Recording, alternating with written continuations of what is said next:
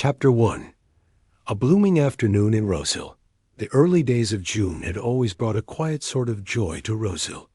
The village lay nestled among gentle wooded hills, its stone cottages draped in ivy and roses, the air sweet with honeysuckle, and the faint scent of cut grass. On this particular afternoon, the sun hung warm above the spire of St. Luke's Church, and in the rectory garden, the annual Rosehill Horticultural Society's tea was in full swing. Lawn chairs creaked under the weight of gossiping ladies. A string quartet played modestly beneath a striped marquee. Teapots clinked, and cucumber sandwiches were passed on silver trays by two awkward teenagers, conscripted by their mothers. It was, in short, the kind of English afternoon Miss Marple had come to know and quietly observe over many, many summers. She sat a little apart from the crowd, under the lilac tree near the edge of the lawn. Her straw hat shaded her eyes as they moved over the familiar scene with quiet precision. Miss Marple, though well into her 80s, held herself with delicate composure. Her knitting needles moved in soft rhythm, a gray wool scarf taking shape, but her mind, as always, was elsewhere. "Now, I don't care what anyone says," murmured Mrs. Petheridge beside her. He was carrying something heavy. "I saw him. That new gardener, Matthew Blake, the one from London. And on such a hot day, too. You'd think he'd wait until morning to lug about sacks of compost, but no, there he was, huffing and puffing behind the vicarage greenhouse like a man possessed." Miss Marple said nothing for a moment. She counted her stitches, adjusted her glasses, and finally looked up. "Behind the greenhouse, you say?" Mrs. Petheridge nodded eagerly. "Right out of sight. Thought no one was looking, I suppose." "Perhaps." "It was compost," Miss Marple replied mildly. "Perhaps," echoed Mrs. Petheridge, but her tone suggested otherwise. "Though I didn't see him come back out with it. Strange, don't you think?" Before Miss Marple could reply, a shriek from the marquee startled everyone. A plate of scones toppled to the ground. Heads turned as young Emma Trott, pale and trembling, stood frozen, pointing back toward the edge of the rectory garden. There's a body," she cried, her voice shrill and cracking. "Behind the greenhouse." Gasps rippled across the crowd. Chairs scraped back. Someone dropped a teacup. Even the string quartet faltered into silence. The vicar, Reverend Hall, rushed forward, a napkin still tucked beneath his collar. Miss Marple didn't move at first. She set her knitting in her lap and looked out over the murmuring crowd. A hush had fallen, like the air before a summer storm. "Well, now," she murmured softly, "that's quite something." They found the body, or rather, the remains, partially buried beneath an overgrowth of ivy behind the vicarage greenhouse, just where the compost bins used to sit before being moved in April. A gardener's spade protruded from the turned soil. Constable Pym, red-faced and puffing, cordoned off the area with a length of rope borrowed from the bunting. It was Matthew Blake, the new gardener, who had made the grim discovery, or so he claimed.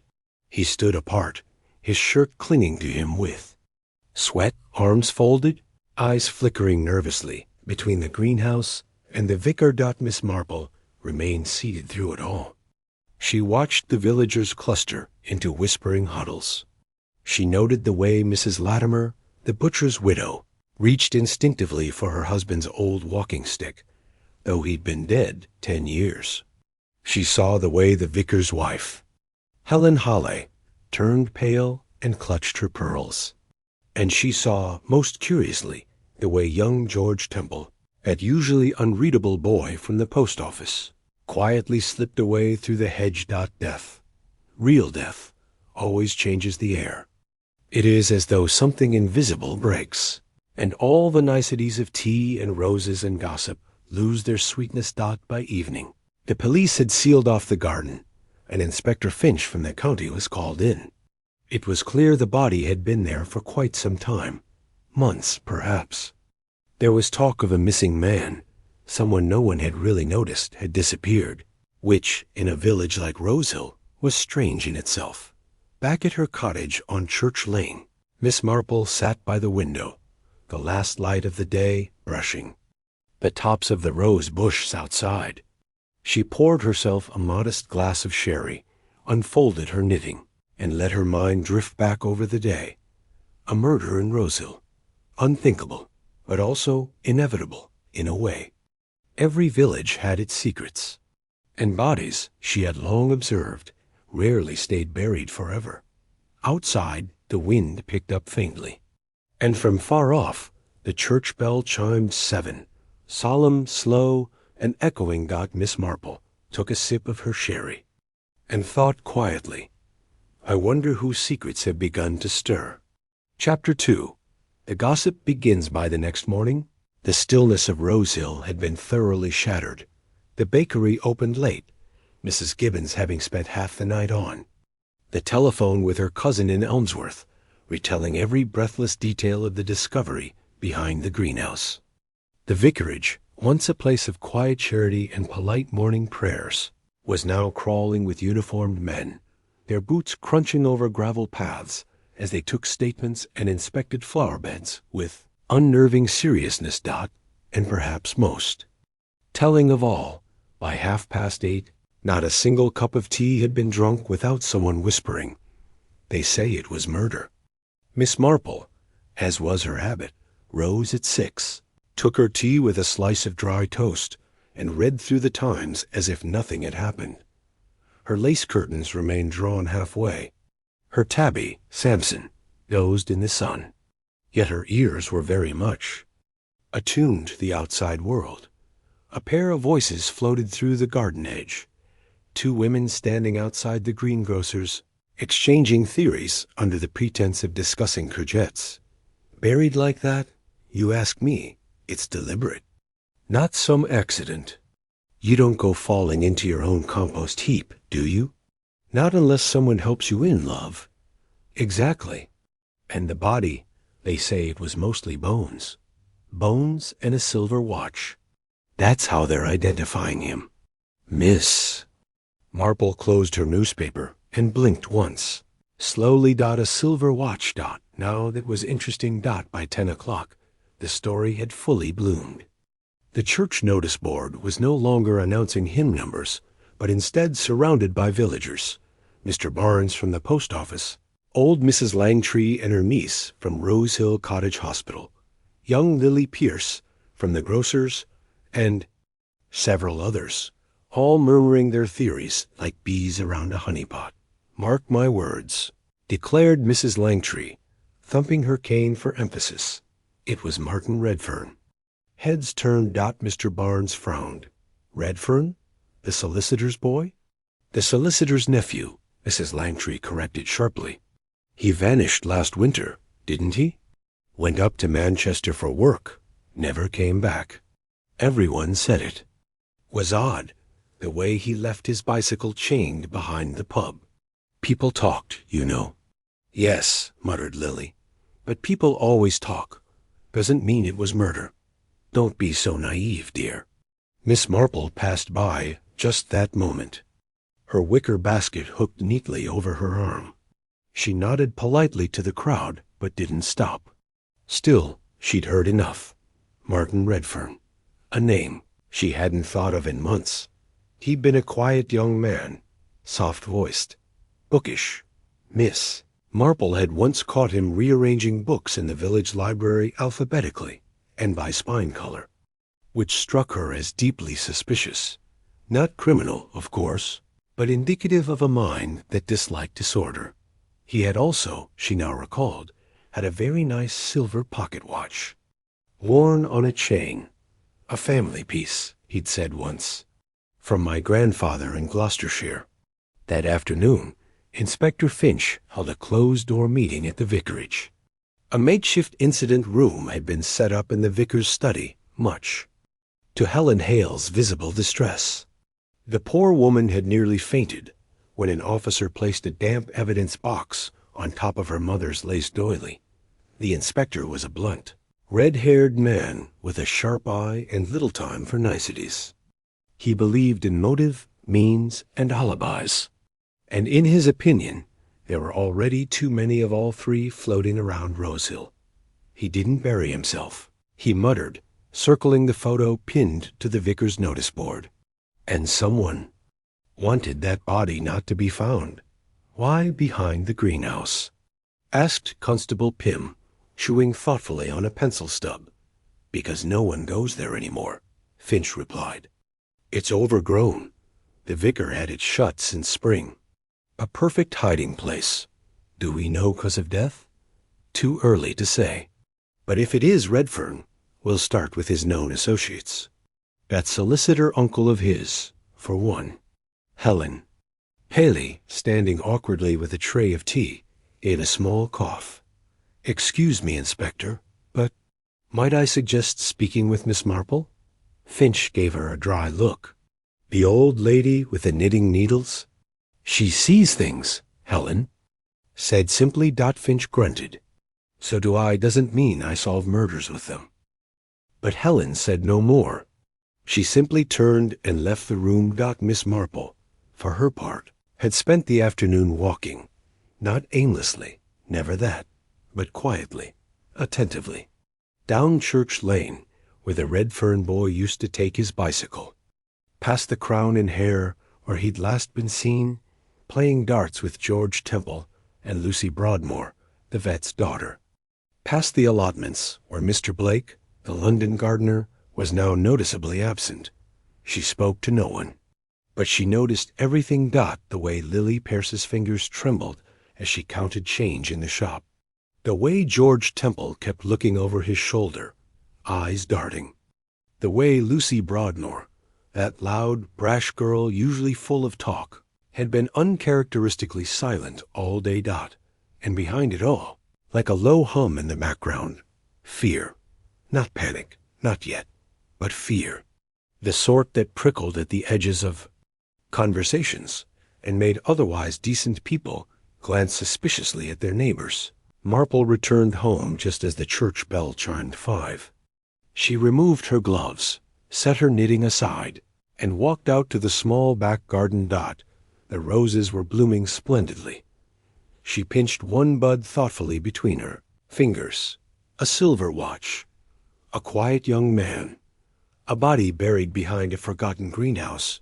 Something had begun. Something dark beneath the sunshine. And Miss Marple, calmly and quietly, had already begun to unravel it. Chapter 3. The wrong man be Thursday morning.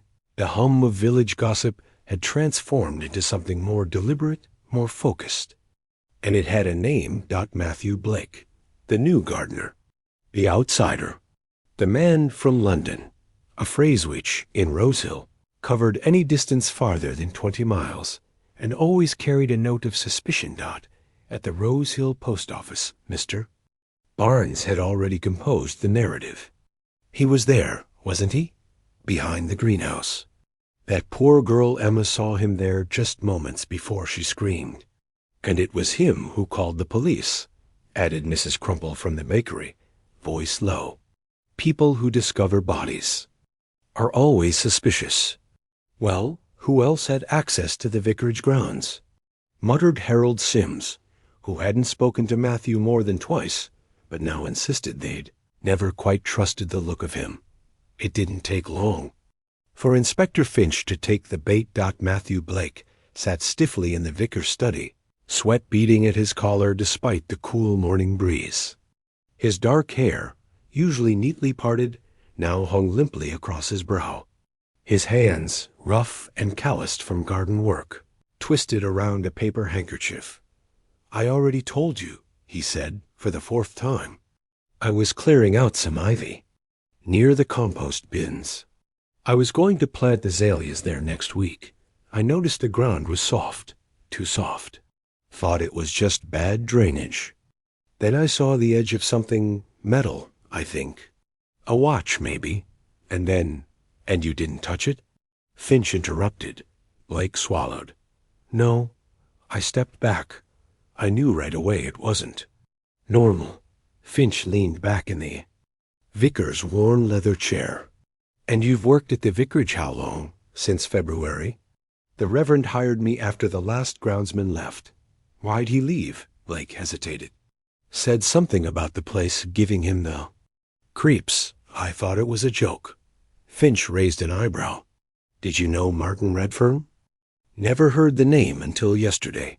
Did you kill him? Blake's eyes widened in disbelief. No, for God's sake. I didn't even live in Rosehill when he disappeared. Finch didn't blink. And yet the body turns up in your compost bed. I just work here, Blake muttered, his voice breaking. I don't even like this village. The inspector had a theory. A simple one. And simple theories, he believed, were always best. Martin Redfern had something someone wanted. Money, perhaps, or a secret. Matthew Blake had a criminal record. A fact uncovered with some satisfaction that afternoon by Constable Pym. An old caution for trespassing during a squat protest years ago. And now Redfern was dead, buried in a patch of ground Blake had access to daily. Case closed? Not quite. That same morning, Miss Marple was having tea with the vicar's wife, Helen Halla. The two women sat in the conservatory, which overlooked the rose garden, and just beyond it, the greenhouse. Helen stirred her tea absently. It's ghastly, she murmured. They've all but accused poor Mr. Blake. I know he's not exactly warm, but I simply can't see him doing something so dreadful. Miss Marple sipped her tea. People often mistake silence for guilt, dear, and outspokenness for innocence. It's rarely so neat. Helen looked up. Do you believe he did it? Miss Marple smiled faintly. I prefer not to believe anything until I've had a proper look at the evidence. There was a pause. Then Helen leaned closer. There's something I haven't told the inspector. Miss Marple's eyes sharpened. Oh, the day before. The body was found. I was pruning the rose arch. It overlooks the back path, you see. And I saw someone. Not Matthew Blake. Who? A girl. Blonde. Thin. She was near the greenhouse, crouching as though she were looking for something. Do you know her? Helen hesitated. I think it was Lucy Broadmoor, but I can't be sure. Miss Marple sat quietly for a moment. Then she set down her cup with a soft clink. That's very helpful, dear. Later that evening, Miss Marple took a walk.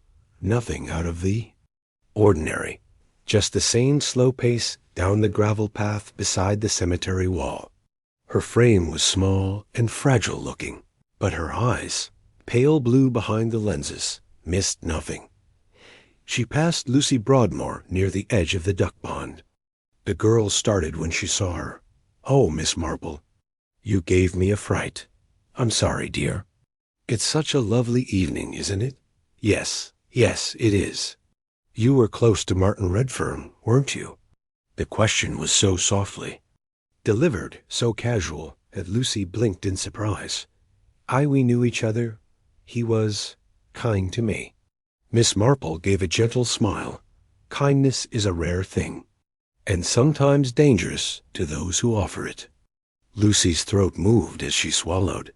He didn't deserve what happened. No, Miss Marple said quietly. But neither does the wrong man deserve to take the blame for it. And with that, she continued her walk, leaving Lucy Broadmoor, trembling by the water's edge. That night, the vicarage garden was empty. The bunting from the garden tea still fluttered in forgotten corners. And behind the greenhouse, the earth had been turned over once again by police hands, but now roped off and still Dot in her cottage. Miss Marple wound her clock, fed Samson, and laid out her knitting once more. Something was wrong. The rhythm of this murder didn't feel right. It wasn't just about violence, it was about silence. About someone being deliberately forgotten. Hidden Dot, she picked up her needles. They've got the wrong man, she whispered to herself. And in the soft ticking of her grandfather clock, she began to form a plan. Chapter 4. Whispered in the past tense on Friday morning, the rain returned to Rosehill, a soft, persistent drizzle that blurred the hills and turned the cobblestone. Streets dark and slick. Villagers walked with umbrellas, collars turned up, and voices hushed. The atmosphere, which had grown charged with accusation, now shifted to something quieter. And heavier dot in the Rose Hill Library, the tall windows were streaked with water. Dust hung in the air like history refusing to settle. The librarian, Mrs. Clegg, had barely looked up from her desk in over 30 years, and wasn't about to start now. Miss Marple stepped through the wooden doors just after 10, nodded politely to Mrs. Clegg, and walked straight to the local record section. Her fingers, pale, with soft veins like ivy, moved deftly through the drawers of clippings, newsletters, and old parish bulletins. She wasn't looking for something specific. She was looking for what was missing. Martin Redfern had come to Rose Hill 2 years prior, newly qualified and shy. His uncle, Basil Redfern, was the town solicitor, and a man not much liked, but universally used. Martin had helped out with simple legal work, wills, land deeds, tenancy disputes, and was known for being polite, prompt, and unremarkable. Unremarkable men, Miss Marple knew, were often noticed least when they disappeared. There were a few pieces about him. A small photograph in a church fundraiser leaflet, a mention of his participation in the village chess club. But then, sometime last winter, nothing, not even. A mention of his leaving, and that, to Miss Marple, was very telling indeed. Back outside, the rain had lightened to a mist. Miss Marple made her way to the solicitor's office, an old Georgian building squeezed between the grocer's and the stationer's. She rang the bell and was met by Basil Redfern himself.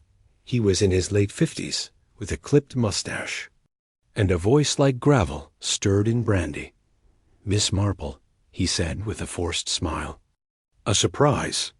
I don't mean to intrude, Mr. Redfern. I only wondered if I might speak with you about your nephew." His face barely changed, but his eyes hardened. "I've already spoken to the police. There's nothing I can add." "I understand. But I thought perhaps you could tell me about his life before he left. He made very little noise departing, didn't he?" Redfern's jaw flexed. Martin was private. He didn't enjoy village life, said it was stifling. Wanted to move on. Yet he left his bicycle chained behind the pub. There was a flicker, irritation, or unease. He was always forgetful. Was he in trouble? A pause, not that I was aware of. Miss Marple nodded slowly. Did he have any enemies? No, but then, people rarely declare themselves as such, do they? She gave him a long look. No, they don't. Outside the solicitor's, Miss Marple didn't turn back toward her cottage. Instead, she walked across the square and up the muddy lane toward Rose Hill's edge, where the Broadmoor house sat in overgrown solitude behind rusted gates. Lucy Broadmoor lived there alone now, her parents having moved to Bristol years ago. Her grandfather had once been the village vet, a stern man with a fondness for horses and a dislike of nonsense. Miss Marple knocked twice on the weather-stained door. It opened slowly. Lucy looked tired, pale, a bit older than her 22. "Years.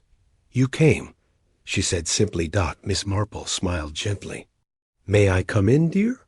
The sitting room smelled faintly of damp and lavender furniture polish. Books were stacked haphazardly along the floorboards, and a kettle boiled somewhere in the background. "I haven't had many visitors," Lucy said quietly, handing Miss Marple a chipped porcelain cup. "You mentioned Martin was kind to you." Lucy sat across from her, staring into the steam. "He was. He listened, really listened. I was working part-time at the surgery, helping with files. He'd come in to sort legal documents." "Were you in love with him?" Lucy's fingers gripped the cup more tightly. "I think I was, but it wasn't like that for him." Miss Marple tilted her head. "Oh? He was already involved. Miss Marple's eyes didn't waver. With whom? Lucy hesitated. Her throat bobbed. Helen Hall.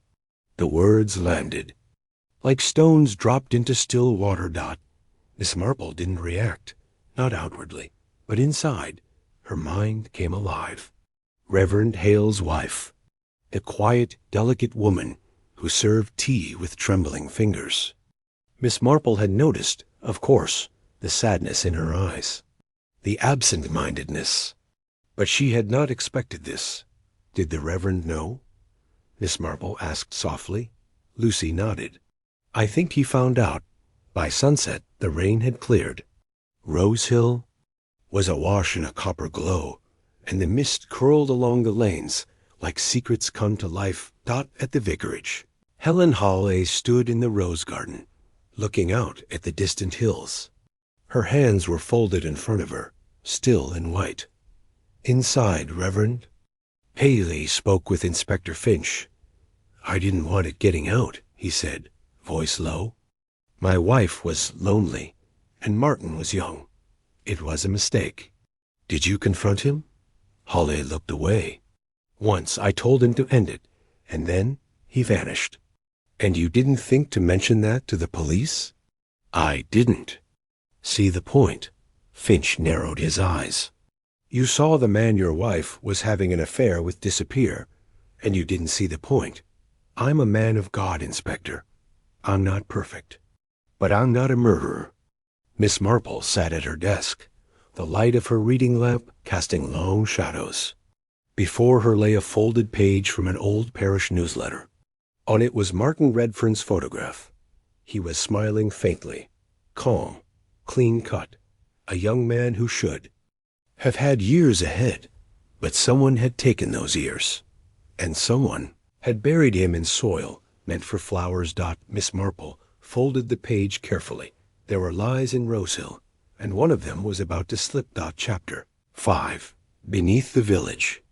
Smile the next morning arrived bright and crisp, as if nature itself had decided to overcompensate for the darkness unfolding in Rosehill. Sparrows danced on the low stone walls, and the air carried the scent of freshly turned earth and damp hedgerows. But beneath the sunlit surface, something in the village had shifted. Miss Marple, walking to the corner shop for her usual sultana. Biscuits felt it instantly, that barely perceptible tightness in people's voices, the nervousness in glances exchanged over milk crates and Morning Post. They all knew now. Not the details, not the proof, but the shape of it, like a shadow, cast without a body. There had been love involved, and worse, betrayal. Over tea that morning, Mrs. Petheridge laid it out bluntly, as only she could. Well, I always thought Helen Hawley looked a bit fragile, the type to get swept up in foolish emotions. You know how some women get when a young man listens to them. I'm sure it wasn't that simple, Miss Marple said gently. Isn't it always?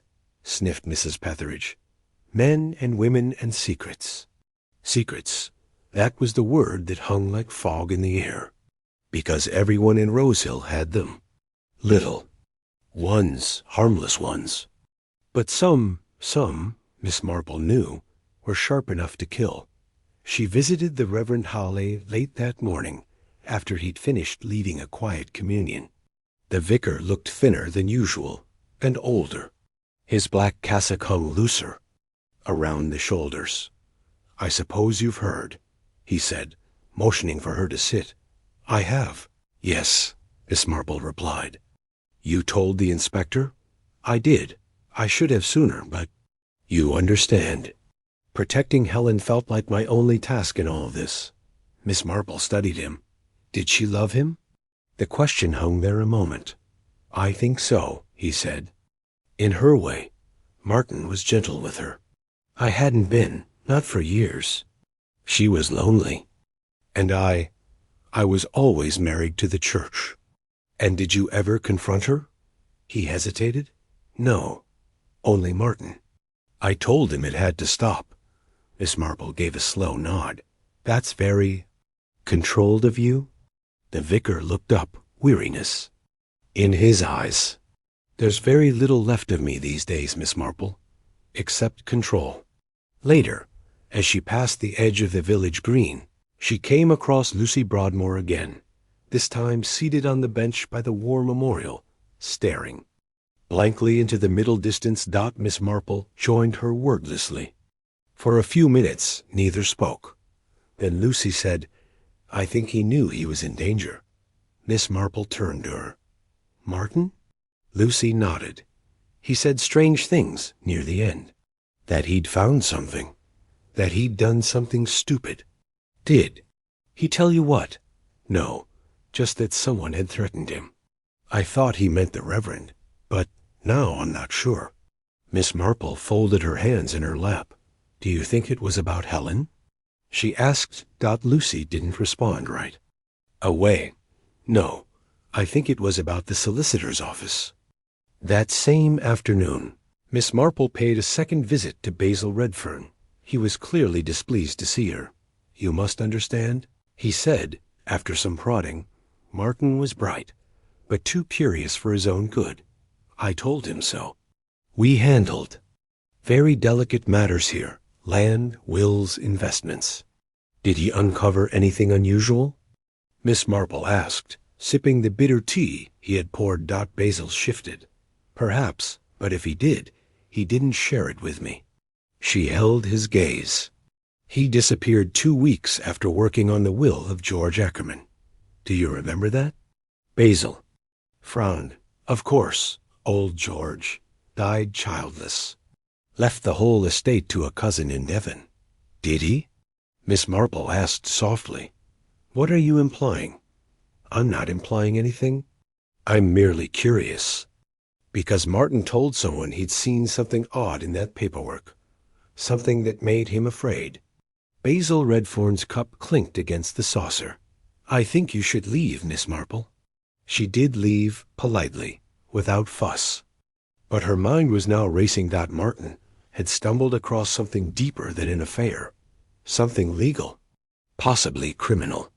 And someone in Rose Hill, or just beyond it, had killed to keep it buried. Miss Marple stopped at the post office on her way back. Mr. Barnes, as usual, was sorting parcels behind the counter. "Oh, and there's something for you, Miss Marple," he said, reaching behind. "From Elmsworth Archives. Didn't know you were doing a bit of research." Miss Marple smiled. "Just indulging my curiosity." She opened the brown envelope as she walked home. Inside was a copy of George Ackerman's original will and an addendum that had, mysteriously, never been registered.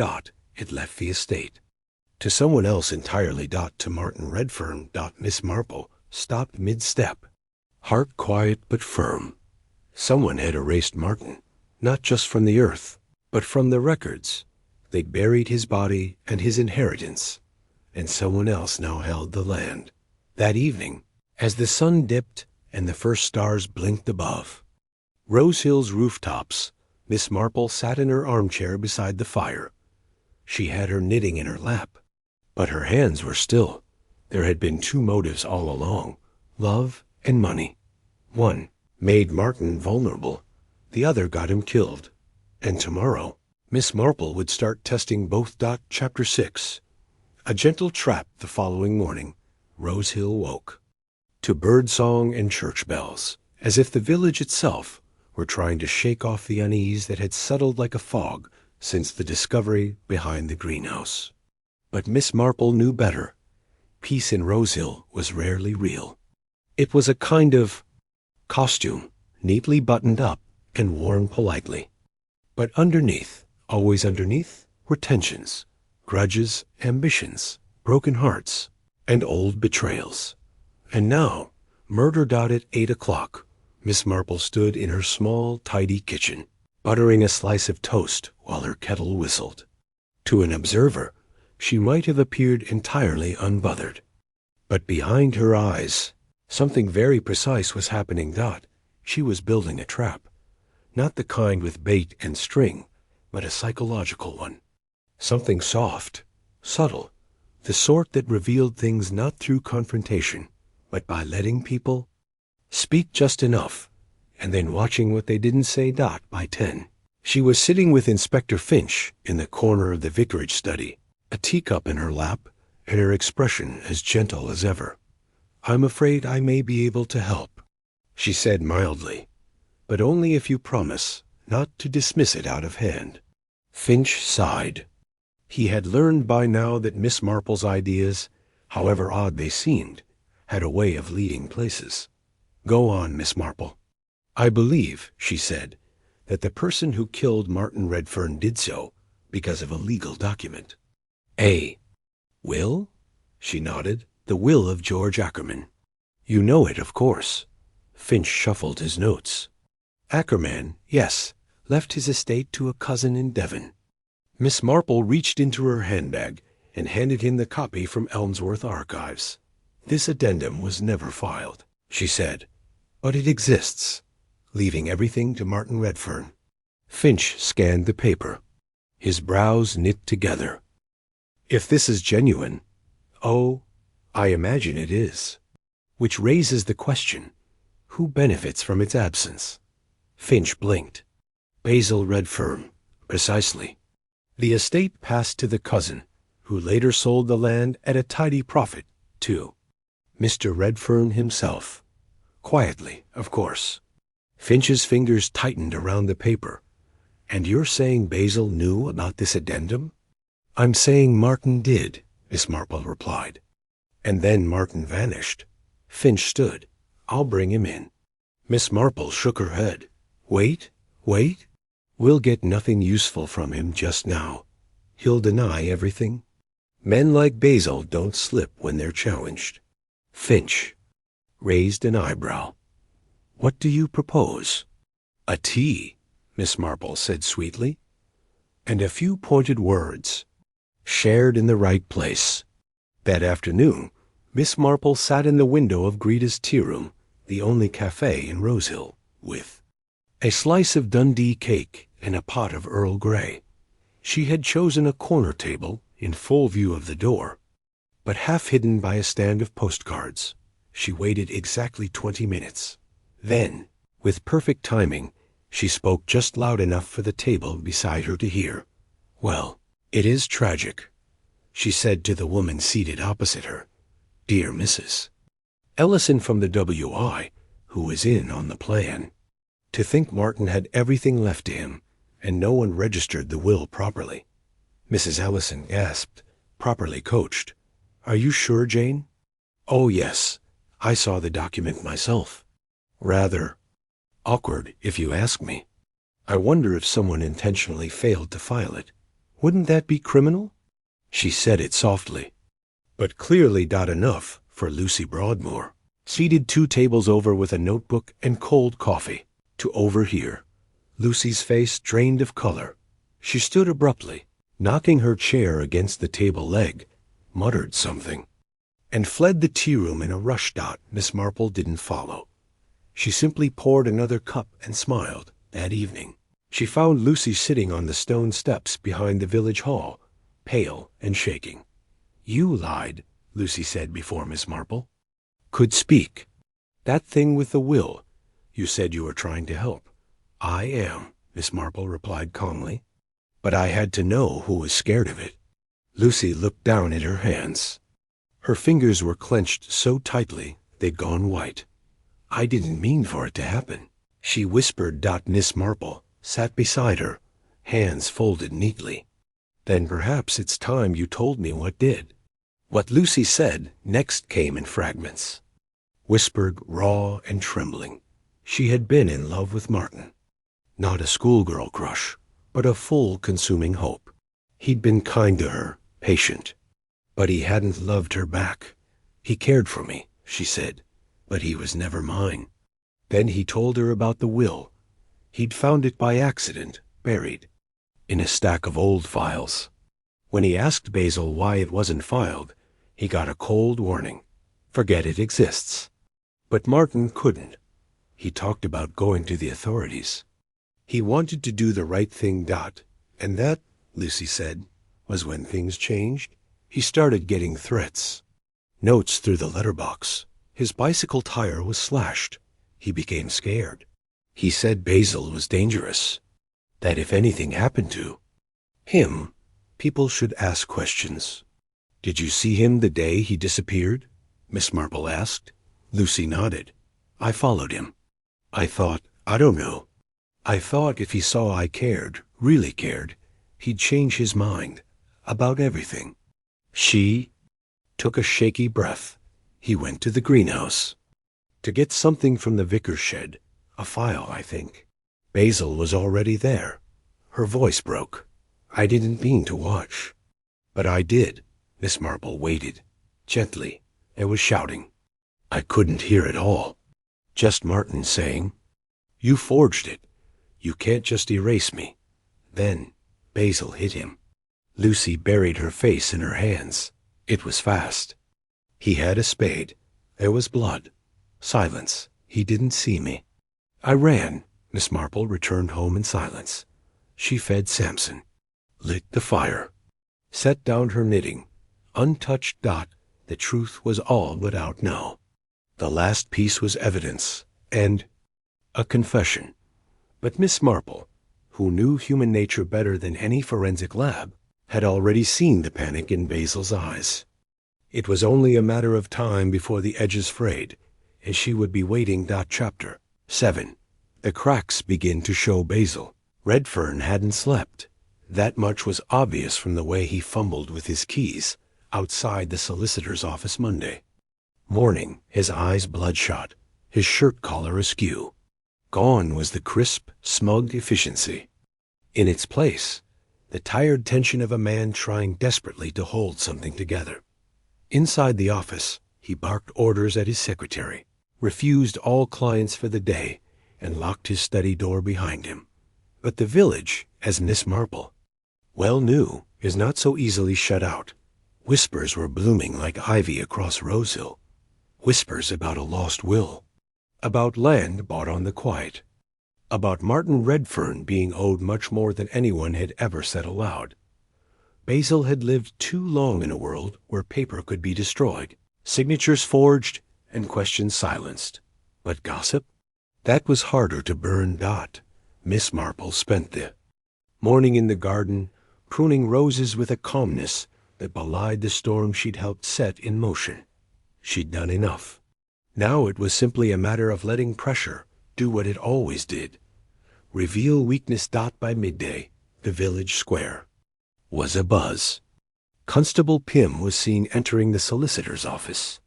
20 minutes later, he emerged red-faced and tight-lipped. At the Crown and Hare, it was said he had been thrown out like a salesman at vespers. At Greta's tea room, Mrs. Ellison and Mrs. Petheridge were already discussing what kind of sentence Basil might get, if it was proven, of course. And at the post office, Mr. Barnes stated, quite confidently and quite incorrectly, that the greenhouse itself was cursed, and had been ever since the war. But Basil didn't just feel the pressure. He heard it. It followed him home that evening, echoing in footsteps behind him. It crept under his skin when he read the newspaper, and realized the local column had left his name out of the legal notices. It hissed from the corners of the pub when 2 tradesmen fell silent as he entered. He no longer controlled the narrative, and worse, he didn't know who did. That night, Miss Marple was at home, rereading Bleak House with a small lamp burning. Beside her, outside, the wind stirred the hedges. Rain threatened again on the horizon. A knock at the door broke the silence. She opened it to find Basil Redfern standing there, drenched, pale, and furious. "You've been talking," he hissed. "To the police, to the villagers, stirring up ghosts." Miss Marple regarded him calmly. "I've shared only what others already suspected. You're going to ruin me." "No," she said gently. "You did that yourself." He stepped into the parlor uninvited, dripping on the mat. "You think you've won, don't you? With your whispers and your knitting and your damned smile." "I don't play to win," she said. "I only try to make sure truth has a voice." He stared at her, breathing hard. Then a twitch in the eye. barely perceptible dot, and then he laughed dot. It was a bitter sound. Short, joyless. Truth? He said, truth doesn't matter in this village. You know what matters? Perception, appearances, and I had those in order. Until Martin. Miss Marple said nothing. She merely waited. He was a child, Basil muttered. Idealistic, soft. He didn't understand what real responsibility looked like. You can't just undo a property transaction with a scrap of paper. You can't hand land worth £30,000 to a boy who thought morals lived in law books. So you silenced him? He looked at her. For a moment, just a moment, he seemed utterly broken. I told him to let it go. I begged him. He said no. Said he'd report me. And so you met him at the greenhouse. A pause. Yes. He lowered himself slowly into the armchair opposite her, hands trembling now. I didn't plan it. We argued. He accused me. Sighed I was a thief. And I snapped. There was a spade. He shoved me. I think I struck him harder than I meant to. Silenced out, Miss Marple didn't move. He looked up. It was an accident, perhaps. But burying him was not. Basil's face twisted. I couldn't go to prison. Not for a mistake. But you'll go now, Miss Marple said gently. Because it wasn't just a mistake, was it? You profited from his death. You took his inheritance. His life. You built a lie over it and expected it to hold. He didn't answer. From the hallway, there came the creak of a floorboard. Inspector Finch stepped in, cap in hand, eyes cool. Heard enough, he said. Basil didn't protest. He just closed his eyes. Miss Marple watched as he was led away. A tall man, now hunched like a question mark. Later that night, Miss Marple sat again by the fire. The rain had arrived, soft and steady, pattering gently against the windows. Samson purred by her feet. The case was, in the eyes of the law, closed, but Miss Marple knew better. The crime was solved, yes, but the scars it had left would linger. In the vicarage, where Helen Hawley still wandered the garden in silence. In Lucy Broadmoor, who would always carry the weight of having watched. And in the village itself, which had learned once again that beneath roses, even in the prettiest gardens, darkness could grow. She picked up her knitting. And the quiet return to Rosehill. Chapter 8. After the storm, 3 days had passed since Basil. Redfern was taken from Rosehill in a quiet police car, and though the official word was awaiting charges, no one in the village had any doubt left. The truth had not just surfaced. It had landed with the weight of a tombstone. But in Rosehill, life insisted on continuing. The bakery reopened with cautious cheerfulness. Mr. Barnes, at the post office, resumed his usual muttering about stamp shortages, as though murder hadn't momentarily made headlines. Even the vicar returned to the pulpit, delivering a sermon on truth and the healing of wounds, his voice trembling only slightly on the final words. Yet under it all, something had changed. The village was quieter now, as if walking through the long shadow of something it didn't quite know how to name. Miss Marple sat in her garden that morning, her hat shading her face as she trimmed back a lavender bush that had grown unruly during the week's drama. She had been visited by many in the past 48 hours, some to thank her, others to ask more questions. And a few, like Lucy Broadmoor, simply sat in her parlor in silence, sipping tea and staring into the steam. I keep thinking I should have stopped it, Lucy had whispered. If I'd shouted or intervened. Miss Marple had only placed a gentle hand on hers. There are many kinds of bravery, my dear. You gave truth its voice. That matters. Still, Miss Marple understood what Lucy was really asking. Had justice come too late? And that was always the hardest part. At the vicarage, Helen Hawley took up her post beside the rose arch once again. Her movements were slow, deliberate. as if reminding herself how to exist in a world where the past had finally caught up. The Reverend watched her from the study window, guilt heavy in his eyes. He had not committed the crime, but he had buried the signs. Averted his gaze when his wife's pain became inconvenient. Allowed silence to grow into complicity. In Rosehill, there were many sorts of sins, and not all of them were punishable by law. That afternoon, Miss Marple visited the cemetery, not with any ceremony, just a walk. The trees there were old and knotted, their roots curling through the earth like secrets that refused to die. There was no headstone for Martin Redfern yet. Only a small wooden cross, placed quietly by the gravedigger after the body was finally and properly laid to rest. Miss Marple knelt beside it and placed a single white rose at its base. So much trouble for wanting to do the right thing. She murmured. She stayed there a long time, thinking, remembering, wondering if the world would ever stop punishing the honest. Back in her cottage that evening, she returned to her knitting. It had grown, finally, into something shapely, a scarf, perhaps, or the beginnings of a shawl. The rhythm of it calmed her.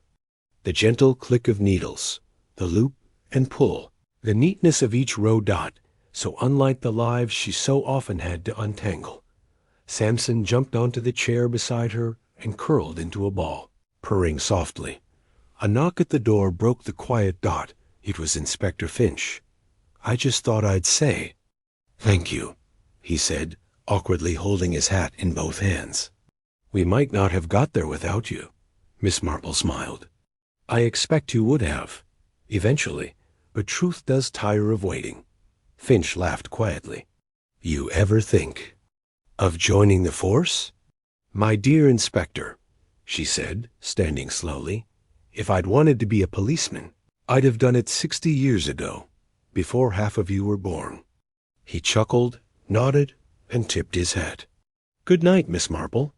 When the door closed, she stood in the hallway for a moment, listening to the silence. It was different now. Not heavy, not haunted, just quiet. In Rosehill, peace had returned. But not the naive, brittle peace that existed before. This was the earned kind, quiet, knowing, edged with sadness but steadied by truth. Gardens would bloom again. The bakery would sell its scones. Children would laugh along the stream. But Martin Redfern's name would not be forgotten. And beneath the greenhouse, now emptied, cleared, and finally restored, nothing but soil. And roots remained. Life had come back. But Rosehill would never quite be the same. Chapter 9. The second silence for 3 days, Rosehill held its breath, and then, slowly, began to exhale. People spoke Martin Redfern's name without flinching. Basil Redfern's office was closed, its windows shuttered, and its brass placard removed. A dusty "To Let" sign was posted in the front window, as if the building itself wished to forget.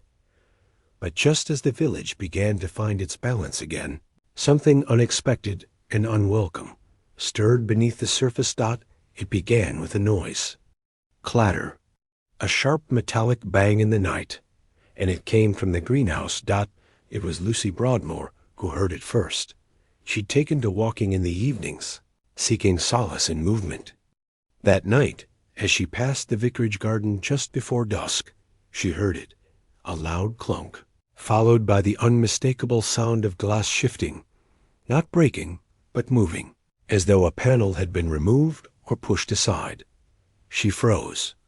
The greenhouse had been locked since the body was removed. Inspector Finch had ordered it sealed until the full report was completed. No one should have been inside, but someone was. Lucy crept to the edge of the hedgerow, heart thumping. Through the dusky light and the condensation-fogged glass, she could make out a figure, bent low, rummaging near the compost bed.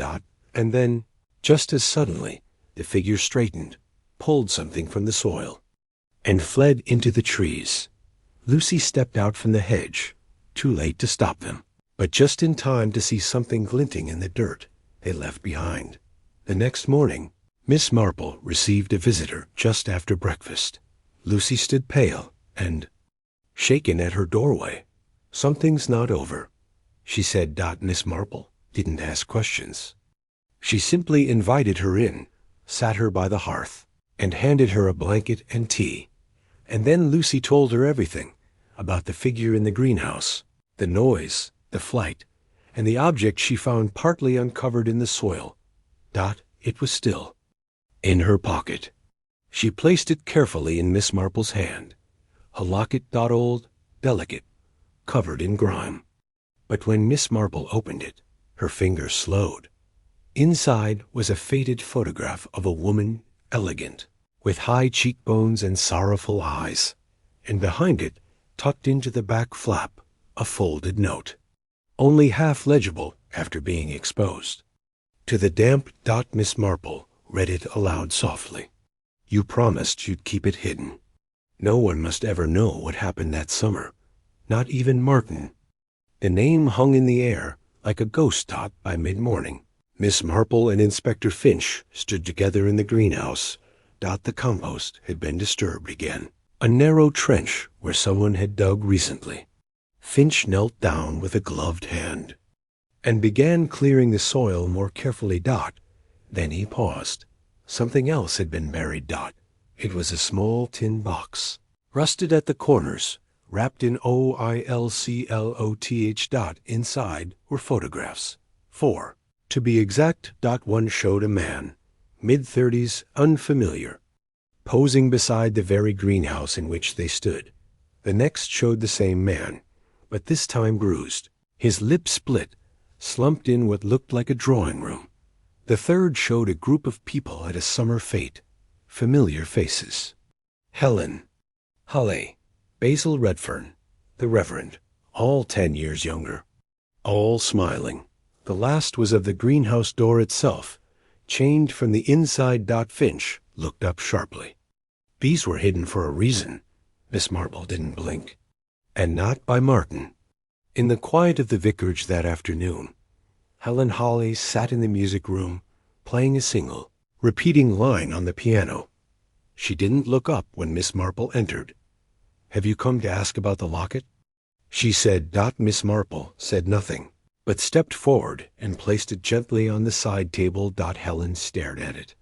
"I thought it was gone forever, buried with the truth," Miss Marple replied. "But the truth has a way of clawing its way back, doesn't it?" Helen's fingers froze over the keys. "You told me Martin loved you," Miss Marple said softly. "But I wonder, was it truly you he was protecting?" Helen turned slowly, her eyes rimmed with tears. "No," she whispered. "It was my sister." Miss Marple waited. "She came to visit one summer, before I was married. Met a man in the village, Charles Denning. He was charming, too charming. He hurt her.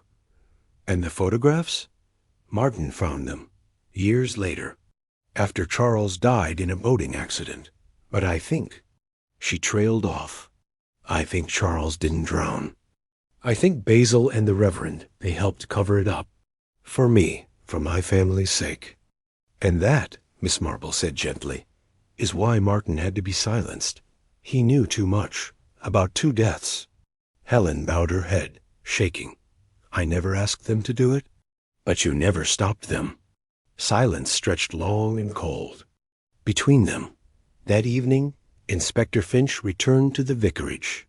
This time, not to ask questions, but to reopen an old file. The accidental death of Charles Denning, dated 8 years earlier, was suddenly looking less accidental. And now, more than one person had blood on their hands.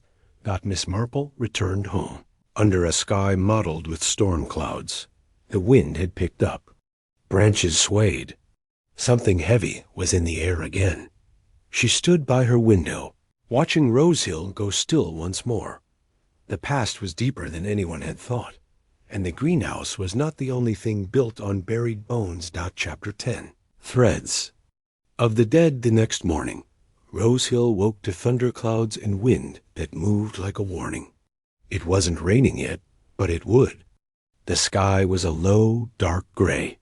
Sagging with unspoken truths, Miss Marple stood by her kitchen window, her hands wrapped around a cup of tea gone cold. She was not thinking about the weather. She was thinking about Charles Denning, a name merely, remembered now in Rosehill. Just another summer guest who left and never returned. Just another accident no one had reason to question. Until Martin Redfern found proof that it wasn't. And now 2 things were certain. Martin had been silenced not only to protect money, but to bury the truth about a much older crime. At Rosehill Police Station, Inspector Finch sat in a flood of paperwork. He had opened the 17-year-old file on Denning's death and immediately noticed something odd. The police report had been signed by Reverend Hall as a witness, though no formal statement was included. That wasn't standard. Even stranger. The doctor who signed the post-mortem had since died, and the notes, such as they were, made vague mention of a struggle and possible bruising. Finch picked up the phone. Get me the files from the church archives, and see if we can find anyone still living who worked at the old Broadmoor estate. Anyone who remembers the Denning case. The clerk blinked. You think it's connected to the Redfern murder, sir? I don't think anything in Rosehill happens by accident, Finch muttered. Miss Marple, meanwhile, was doing something much older and much more dangerous. She was knocking on doors. Not police doors. Not public offices. Memory doors. Began with Nora Price, who had been the Broadmoor housemaid when Helen's sister Judith visited years ago. Now in her 70s and living with arthritis, Nora was still sharp as cut glass. Oh, I remember Mr. Denning, she said, sitting with Miss Marple in a kitchen that smelled of liniment and orange marmalade. Handsome, loud, thought the world owed him a laugh and a drink. Judith was smitten? For a few weeks. Yes, then terrified. Came home from a walk one afternoon in tears, bruises down her arms. Did she tell anyone? Nora hesitated. Told me. I told Mrs. Broadmoor. That night, Reverend Hall came calling. Next morning, Denning left town. That was the story. Miss Marple gave a small nod. And then? Week later, they said he drowned near Fenton Cove. Never found his coat. Just the body, face down in the reeds. No inquest? They said the river claimed him. But Miss Marple knew rivers didn't strangle men. People did. She made her way next to the church, where the Reverend Hall was kneeling by the altar, lighting candles. He looked older than he had even a week before, not just tired, but diminished. I suppose you've come to ask about Charles Denning, he said, not looking up. Miss Marple sat in the front pew. I believe Martin discovered something. Something. He planned to report, but he didn't get the chance, did he? The Reverend sighed. Martin found the photographs. He confronted me, said it was wrong to keep quiet. Why didn't you go to the police then? He straightened slowly. Because I didn't kill Denning. But you know who did. He turned to face her fully now, candlelight dancing in his worn eyes. I helped cover it up, yes. Basil came to me that night, said Denning had fallen. During a scuffle, hit his head. We were young, afraid of scandal, of Judith's name being dragged through the courts, of the papers.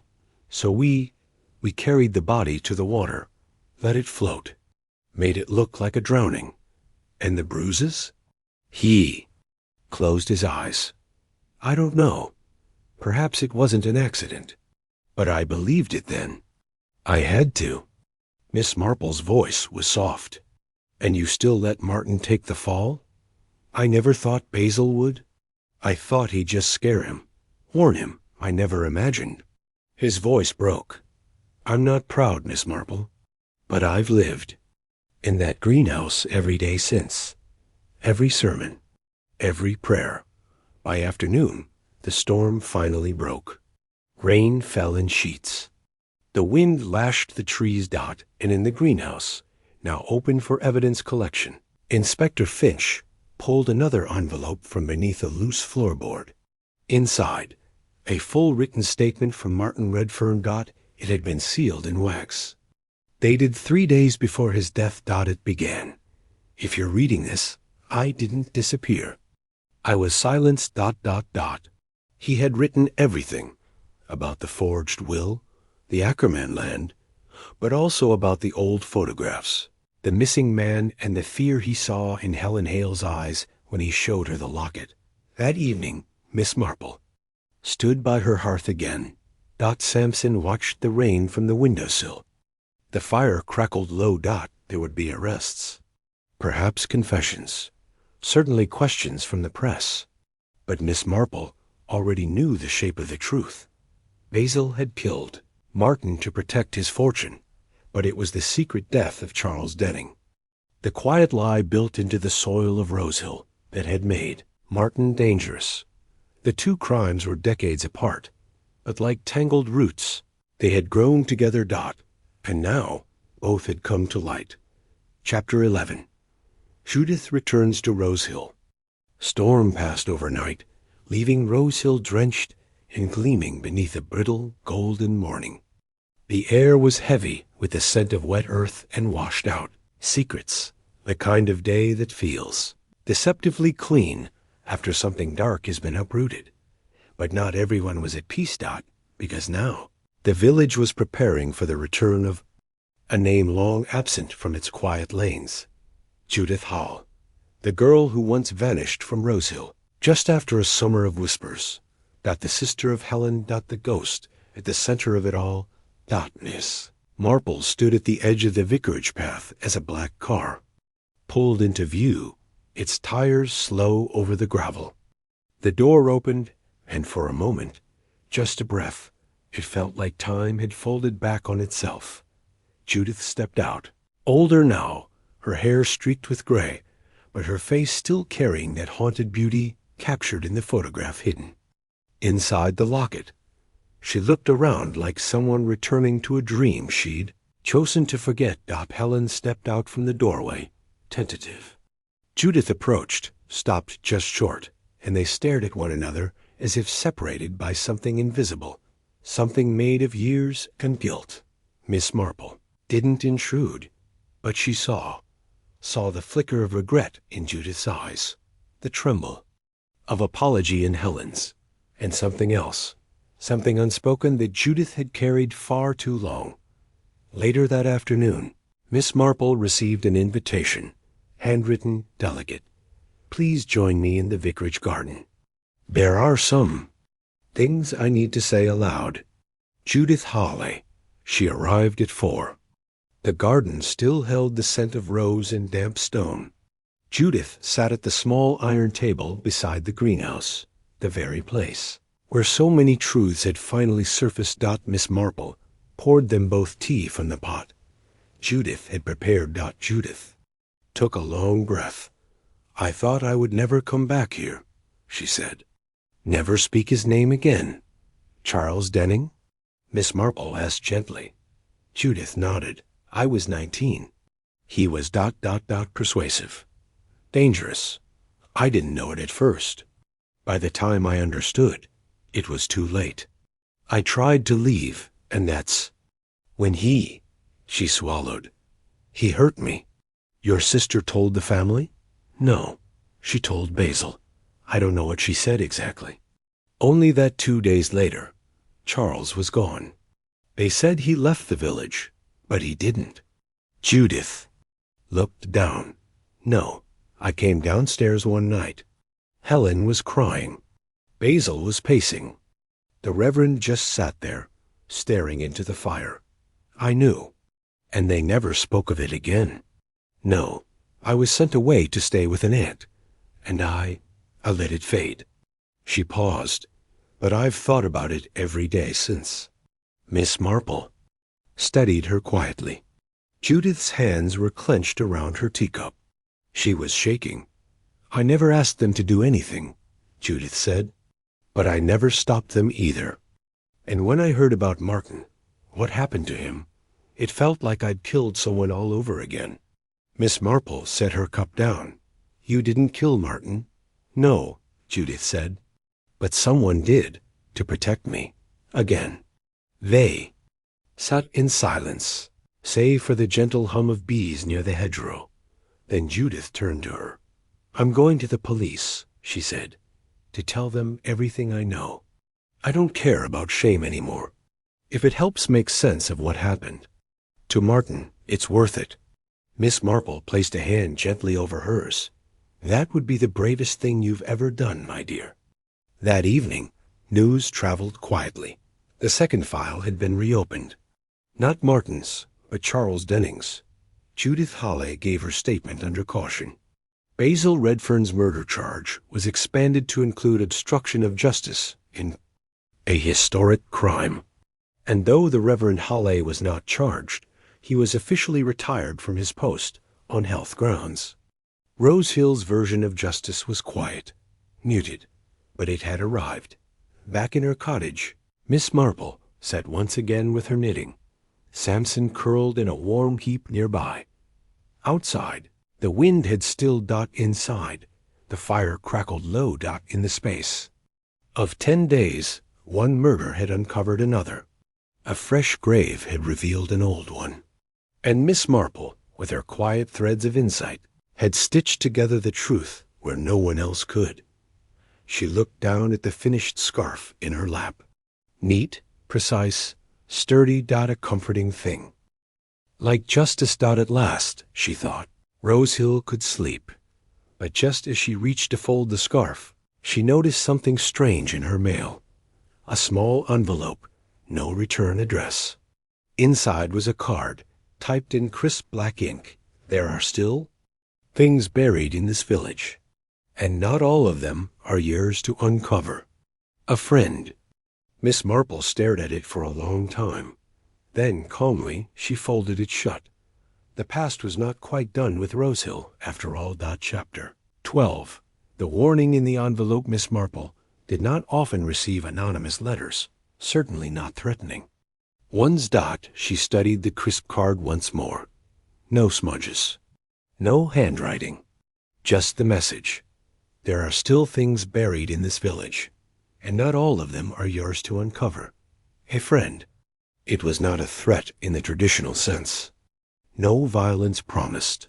No name revealed. But Miss Marple, who had spent a lifetime reading people more clearly than letters, understood what it meant. Someone was frightened. Frightened enough to warn her, but not brave enough to be direct. And that, she thought, was always where true danger lived. In fear, pretending to be civility. She tucked the letter away and went for a walk. The village was still. Too still. Was the quiet that came not after resolution, but after exposure, when people were adjusting to what they now knew, and dreading what might come next. At the churchyard, a man was pruning the hedge round Martin Redfern's new gravestone. Simple, granite, clean. No inscription beyond his name and the dates. Miss Marple paused, watching. Then, as the man turned, her eyes narrowed. It was Ronald Sims, a name rarely heard, and a face even more rarely seen these days. He'd once been the gardener at Broadmoor House, and later worked part-time for Basil Redfern. But he'd left suddenly 5 years ago, after a supposed falling out with the vicar. Now here he was again, back, quiet, clipping the hedge. Of a boy murdered for knowing too much, and looking right past her. Miss Marple called on Inspector Finch that afternoon. She placed the envelope on his desk. He frowned. You think this is connected? I think it's left over, she said, from whatever still hasn't been spoken. Finch studied the typeface. Courier font. Typewriter, not printer. That narrows it a bit. We'll see if the lab can. Trace the ink, and Ronald Sims is back in the village. Finch looked up. Sims? The gardener? More than that, she said. He was at Broadmoor the summer Charles Denning died. And later, he worked for Basil Redfern. He may have seen more than anyone knows. Finch's brow furrowed. He never came up in the original investigation. Perhaps someone made sure. Of that. That evening, Miss Marple paid a visit to Nora Price. Again, did Sims know about Denning? She asked simply. Nora hesitated. Then she stood and walked to a drawer. She returned with a photograph. It showed a group of Broadmoor staff in the garden, all standing beside the greenhouse. And there, unmistakably, was Ronald Sims, younger, holding pruning shears, standing just behind Charles Denning. I heard shouting that week, Nora said. Thought it was Judith and Charles. But now, looking back, it might have been Sims. Miss Marple studied the photo. Sims' eyes weren't on the camera. They were locked on Denning. Not with friendliness, not with something much darker. That night, back in her cottage, Miss Marple laid out her notes. Not papers, not even written ones. Just memories, conversations, glimpses, faces, gestures. She thought of Basil, Redfern and Reverend Hawley covering up Denning's death. She thought of Judith's fear. And she thought of Martin Redfern, buried in silence not once, but twice. But what if Basil hadn't acted alone? What if someone else had known? Or helped? Someone who'd seen what happened that summer, someone who returned now, not to mourn, but to stop more truth from surfacing. That night, a knock came at her door.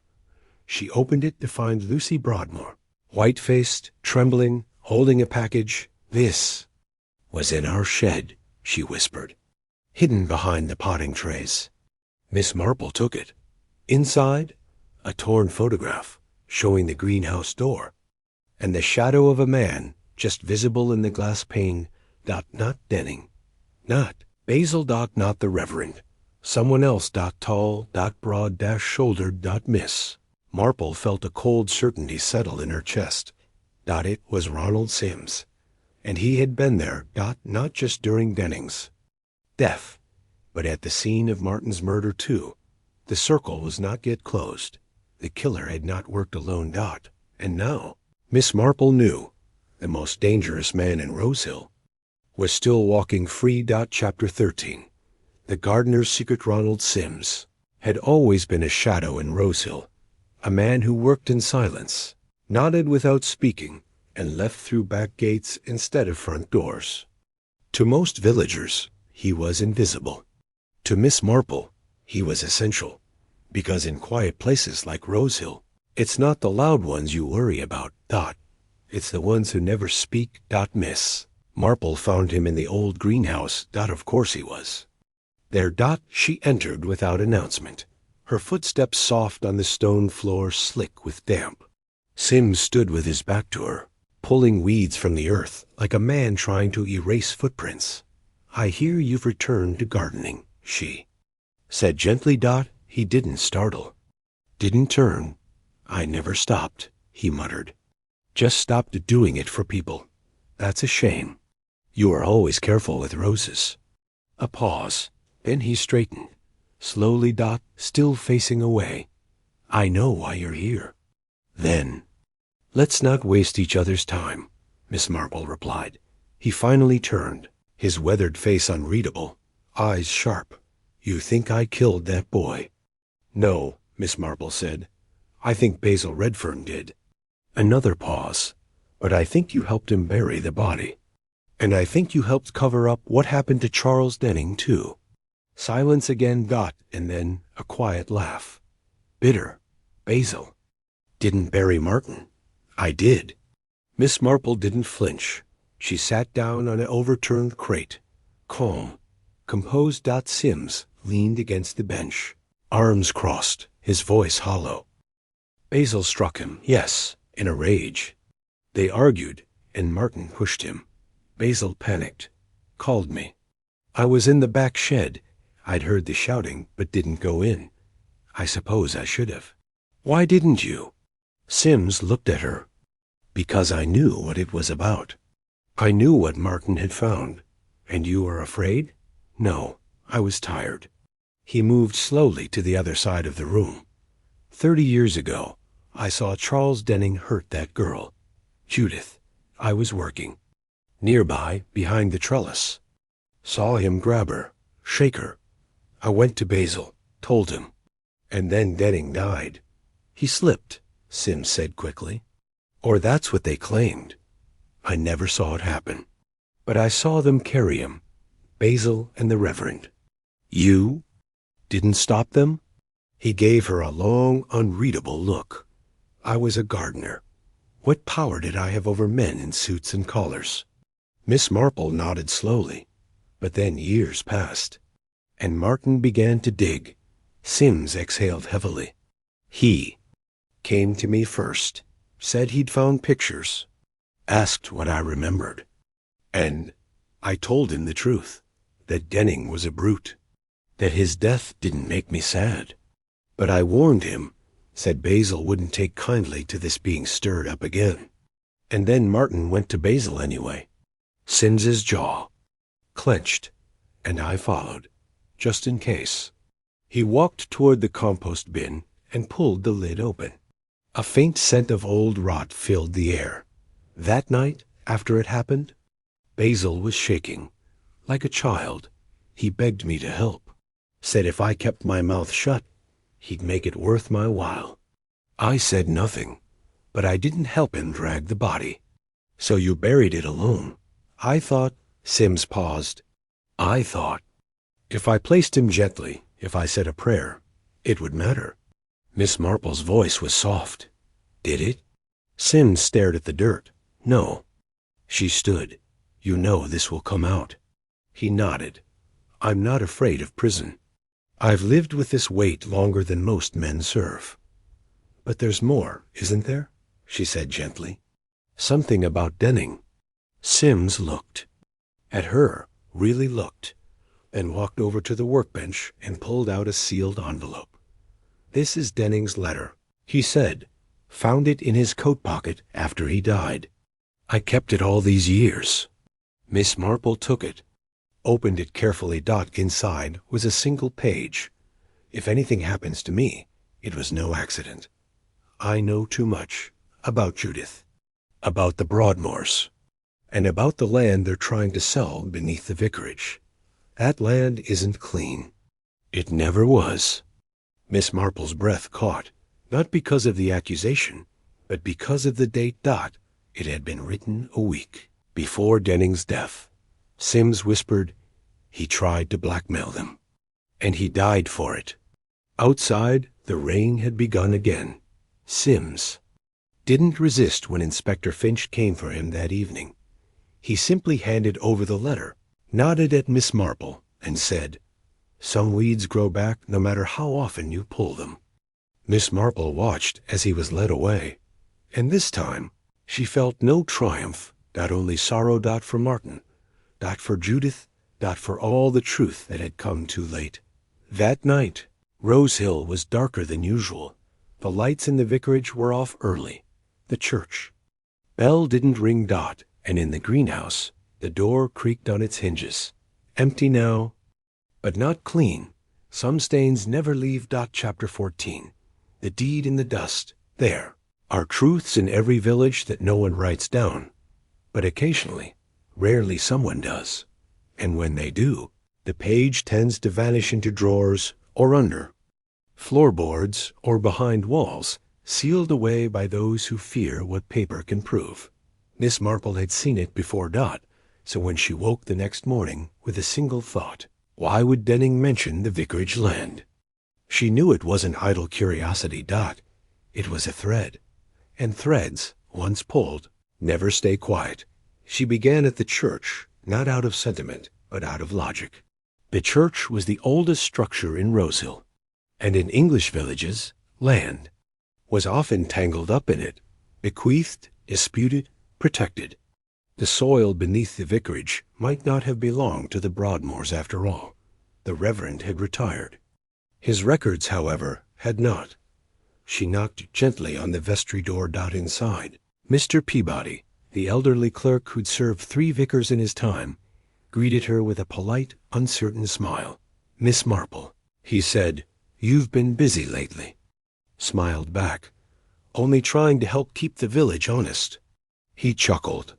Good luck with that. She didn't waste time.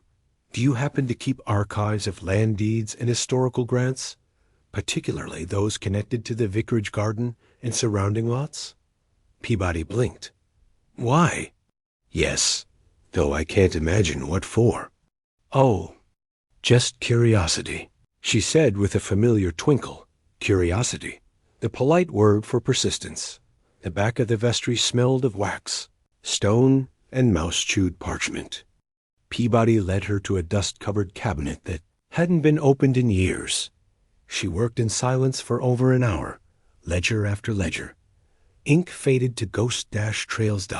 But finally, between two old baptismal registries and a wedding license from 1874, she found it, a handwritten deed, dated 1891.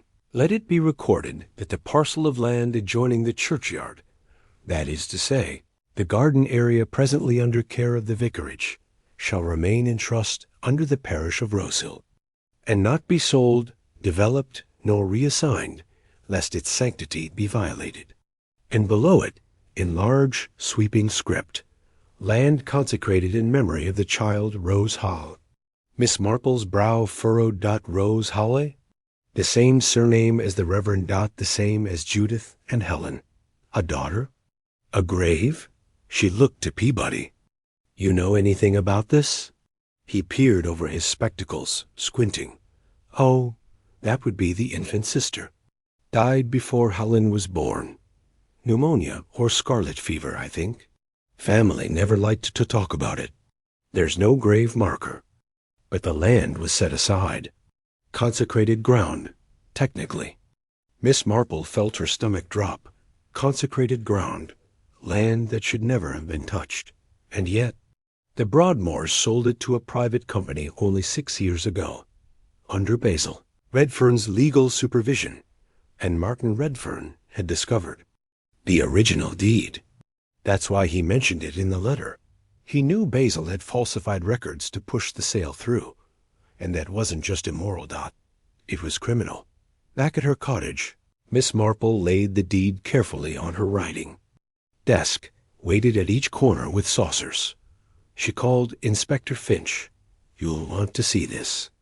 When he arrived and read it, his expression darkened. That's forgery, he said. Fraud, at least 2 laws broken. And if the land's consecrated, then any development done on it is null, she finished. And the sale is void. Finch nodded. We'll have to notify the diocese. The buyers, likely a legal battle.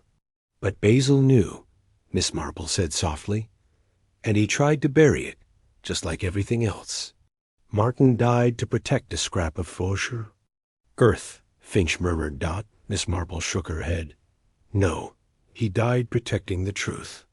The land is just where the truth happened to live. The news traveled quickly. By the following day, the land deal was suspended. The planned extension to the Broadmoor estate was halted. The investors, all connected to Redfern and Co., went. Silent. And Rosehill found itself at the center of something larger than gossip, a legal scandal. But to most villagers, it wasn't about the law. It was about memory. And what should never have been disturbed. That Sunday, Helen Hawley stood quietly beside the unmarked patch of grass behind the vicarage. Her mother had never spoken of the lost child. Helen laid a small white rose there anyway, and whispered her sister's name. Rose. Just once, and the village, for the first time in a long while, felt like it had started to forgive itself. That evening, Miss Marple sat at her writing desk, her notebook open, a fresh cup of tea beside her.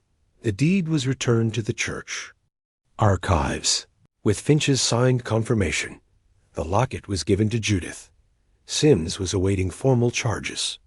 And as the sun dipped low over the village rooftops, Miss Marple allowed herself a moment of quiet. The truth, long buried, had come. Up through the soil like roots breaking stone, and though it had left scars, it had also set Rosehill free. Chapter 15. A visitor at dusk, the village of Rosehill had settled into a strange, hushed calm. The headlines had faded. The Redfern name was now met with pursed lips and lowered eyes. Basil's legal practice had closed for good, and while Ronald Sims awaited trial in a holding cell outside of town, most villagers had returned to their teacups, hedgerows, and gentle gossip, though the tone was softer now. Less smug, more reverent Dot for Miss Marple. However, peace had never meant forgetting Dot. It meant understanding what had happened and why. Only then could she truly rest. She believed she understood the whole of it now. The affair, the cover-up, the forged deed, the silence around Charles Denning's death. But as dusk fell and the light grew long in her drawing room, someone knocked. At the door, someone unexpected. She opened it to find a young woman standing on her step, her coat damp from a long walk, eyes red-rimmed but steady. "Miss Marple?" "Yes, my dear. She hesitated, voice catching. "I'm Alice Redfern." Miss Marple blinked, then stepped aside at once. "Come in. Of course, you must be frozen." They sat in the parlor, the fire flickering low. The kettle hissing in the next room. Alice was slight, mid-20s, with Martin's dark eyes and sharp cheekbones. Her hair was tied back in a practical knot, but strands had escaped, sticking to her damp cheeks. She looked like someone who had traveled a long road to say a very short sentence. "I only learned what happened a few days ago," she said. "I'm his cousin, or was. We grew up more like brother and sister." "You were close?" She nodded. "He used to write me letters when I went away to university. Never really stopped. I kept them all." Miss Marple offered a quiet smile. "That sounds like Martin." Alice pulled a crumpled envelope from her coat and set it gently on the table. "This arrived the day after it happened." Miss Marple leaned forward and opened the letter carefully. It was written in Martin's careful, slanting hand. "Alice, I've found something. Something bigger than just Basil. It goes back years. I think the land we sold wasn't ours to sell. I've already gone to Helen, but I don't think she knows the truth. She's not the one pulling strings. I'm going to speak to someone. Tomorrow. If anything happens to me, make sure someone finds the original deed. It's in the church's old cabinet, third shelf down under the vestry keys." Miss Marple looked up slowly. "He was trying to protect the village," Alice whispered. "He thought if he could prove the land was sacred, he could stop the development and force Basil to confess. He wasn't just worried about legalities." "No," Miss Marple said softly. "He was worried about souls." Alice's hands trembled as she held her tea. "He deserved better than that greenhouse floor." Miss Marple placed a hand gently on hers. "And now, because of him, the truth has a name and a voice." That evening, after Alice had gone, Miss Marple stepped into her own little garden. It had begun to rain again, soft, fine drops that kissed the leaves without sound. She looked to the north, toward the vicarage and the cemetery beyond it. Beneath that earth lay so many stories, not just Martin's, not just Rose's, but generations of quiet tragedies and noble sacrifices, the kind only villagers knew how to bury and never speak of. But every so often, someone like Martin came along, not to stir trouble, but to reclaim what was lost. And Miss Marple, standing there with the rain misting her glasses, thought to herself, the boy didn't just uncover a crime. He reminded a whole village what honor looks like. Back inside, she sat again in her armchair, Samson purring on her lap. The fire was low. Her knitting untouched. She looked out the window into the soft gray twilight and smiled. Because in a world of shadows, Martin Redfern had been a lamp. And finally, his light had reached someone who needed it most. Chapter 16. The last lie in the ledger. The rain had washed the dust from Rose Hill streets, but not from its conscience. 2 weeks after Ronald Sims' confession, and 1 week after Alice, Redfern's visit, the Rose Hill Parish Council called a public meeting in the village hall. On paper, the agenda was straightforward. A formal discussion about the consecrated land, the now suspended development, and the future of the vicarage garden. But everyone in Rose Hill knew what the meeting really was. A reckoning. The hall was full by 6:30. Pews dragged in from the church creaked under weight they'd never been built to carry. A heavy silence filled the room, the kind of silence that follows funerals or scandals. Or both. At the front sat the interim vicar, a timid man named Reverend Daltrey, who blinked nervously behind thin spectacles. Beside him, the council chair cleared his throat and began reading from the agenda. His voice too cheerful, too rehearsed. Miss Marple sat near the back, not knitting this time, just watching. Always watching. It was midway through a dull exchange about boundary lines and stone walls when Mrs. Lily Ackerman stood up. She was not known for public speaking. In fact, she hadn't said much in public since the scandal broke. But tonight, her voice rang clear. "My father sold that land to the church," she said. "I remember it. I was just a girl, but I remember the way he talked about it. Said it was hallowed ground. Said no man should ever put stone or steel on it." All heads turned. She held up a folded paper. "My father's will," she continued. "It confirms the land transfer. The original copy. I found it in our loft last week. It names the church as beneficiary, not the Broadmoors. Which means Basil Redfern's sale was a lie." A murmur spread. The chair sputtered. "That may need to be verified. It's notarized," she snapped. "And stamped." Miss Marple stood then, calm as ever. "If I may, Mr. Chairman," she said. No one objected, not even Reverend Daltrey. She walked to the front, placed a thin envelope on the table, and spoke plainly. The deed from 1891 was never rescinded. The will Mrs. Ackerman has matches the church's own records. Together, they prove two things. The Broadmoors never owned the vicarage garden, and Basil Redfern knowingly forged the sale document. Gasps. One woman fainted. Someone dropped a teacup. Miss Marple wasn't finished. "But that's not the only lie we've lived with." She turned to the new vicar. "I reviewed your church's financial ledgers, Reverend Daltrey, quietly. Just curiosity, of course." A few titters of uneasy laughter. "I noticed payments. Small, regular, and going back almost a decade, made to a name that stood out." She paused. "Ronald Sims." Now all eyes were fixed. "I believe those payments were hush money, marked as grounds maintenance, but far more than what such a role would require, and always issued from a discretionary account overseen by Reverend Hall and approved by Basil Redfern." Even Reverend Daltrey looked shaken. "They paid him to keep quiet," Miss Marple concluded. "About Charles Denning, about the night in, the greenhouse, about everything." Silence fell like a curtain. Then applause, not wild, but sincere.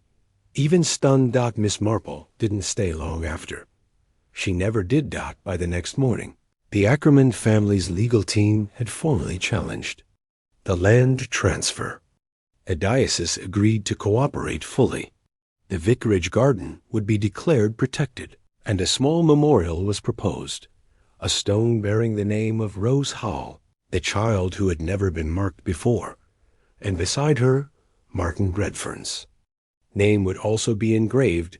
Two lost souls, remembered at last. Miss Marple spent the afternoon in her garden, snipping back rosemary, retying her sweet peas, watching Samson bat lazily at a bee. She felt no triumph, only clarity. Rose Hill had been carrying a sickness, a polite, well-dressed illness, hidden under hymns and contracts and tradition. Now it had been named, and naming something, Miss Marple knew, was the first step toward healing it. That evening, she received a single note on crisp ivory paper. No signature, Just one line. You were right.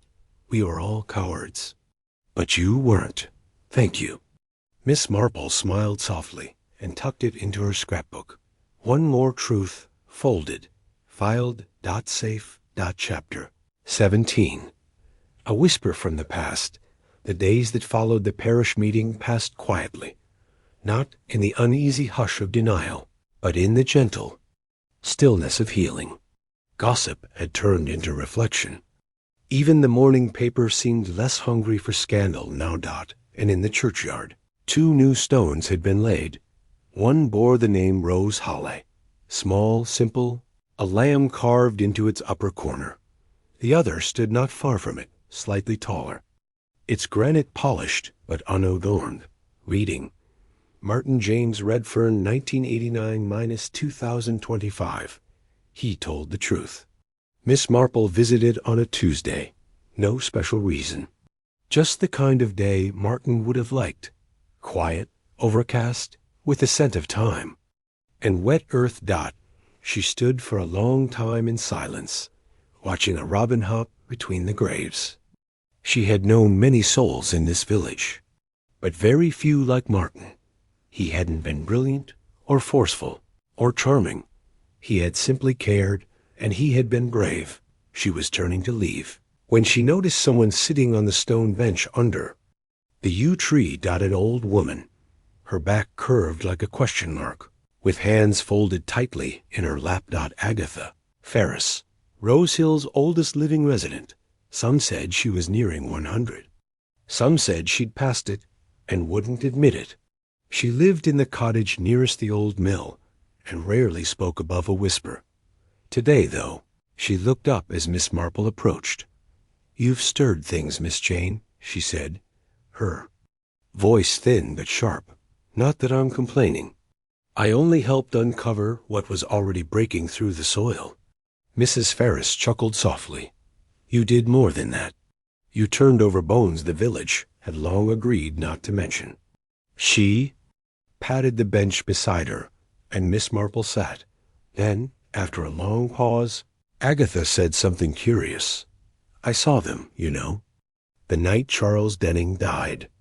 Miss Marple turned to her, very still. "You were there?" "Not there," she said, "but close. I lived in the back cottage of the Broadmoor estate then. Could see the edge of the greenhouse through. The hedge was pruning my gooseberry bush. Thought I heard a dog bark. Looked up and saw 2 figures. Basil and the Reverend. Yes, but there was a third man, too." Miss Marple's heart beat faster. "Sims?" Agatha shook her head. "Too tall, broader. He wore a dark coat. Stood off to the side. Watched. Didn't help." "Do you remember anything else?" "He didn't go near the body, but he stayed until they carried it. Then he walked away, toward the chapel. I never told anyone. I thought I'd imagined it, or filled in details after the gossip spread." Miss Marple felt a cold weight settle in her chest, because something in Agatha's voice rang clear and real. A third man. And not Sims. Not the Reverend. Not Basil. Someone else had been there that night. Someone they had never accounted for. That evening, Miss Marple sat with her notebook open once more. She listed the names of everyone connected to the Broadmoors in 2008. Staff, family, frequent visitors, and she paused on a name that had come up only once, mentioned in passing by Lucy Broadmoor. Weeks ago, Julian Carmichael. An old friend of Basil, a solicitor from London, helped tidy up some family affairs. Rarely visited after 2010. Miss Marple had thought nothing of him at the time. Now she wasn't so sure, because if he had been there when Charles Denning died and kept it secret, then the rot ran even deeper than anyone thought. She closed her notebook, folded her hands, and stared into the fire, not out of fear, but out of resolve. The village thought the case was closed, but Miss Marple now knew the final thread hadn't been pulled yet, and when it was, What it revealed could change everything. Chapter 18. The man behind the curtain.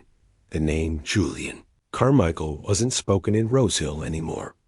But then again, it never really had been.